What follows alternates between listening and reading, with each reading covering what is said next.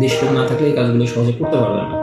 আর জাতীয় সঙ্গীত যদি কেউ অন্তর থেকে যদি না গাইতে পারে, না লিখতে পারে, আসলে মনে করতে হবে যে এই লোকের তরুণ প্রজন্ম, নতুন প্রজন্ম জাতীয় সঙ্গীত পারে না, লিখতে পারে না, পড়তে পারে না, বলতে পারে না, এটি আসলে দুঃখজনক। 38 জন প্রার্থী একজনই জাতীয় সঙ্গীত লিখতে পারেনি, এটা বেদনাদায়ক ঘটনা।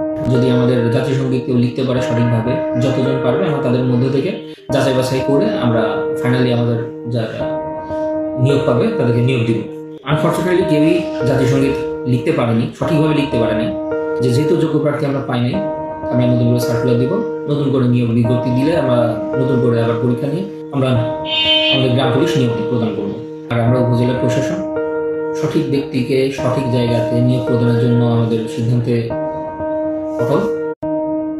দেশপ্রেম না থাকলে এই কাজগুলো সহজে করতে পারবে না। আর জাতীয় সঙ্গীত যদি কেউ অন্তর থেকে যদি না গাইতে পারে, না লিখতে পারে, আসলে মনে করতে হবে যে এই লোকের তরুণ প্রজন্ম, নতুন প্রজন্ম জাতীয় সঙ্গীত পারে না, লিখতে পারে না, পড়তে পারে না, বলতে পারে না, এটি আসলে দুঃখজনক। 38 জন প্রার্থী একজনই জাতীয় সঙ্গীত লিখতে পারেনি, এটা বেদনাদায়ক ঘটনা।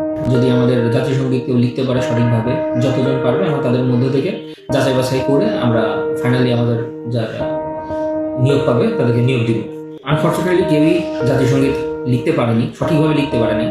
যেহেতু যোগ্য প্রার্থী আমরা পাই নাই, আমরা নতুন করে সার্কুলার দিব, নতুন করে নিয়োগ বিজ্ঞপ্তি দিলে আমরা নতুন করে আবার পরীক্ষা নিয়ে আমরা আমাদের গ্রাম পুলিশ নিয়োগ প্রদান করব।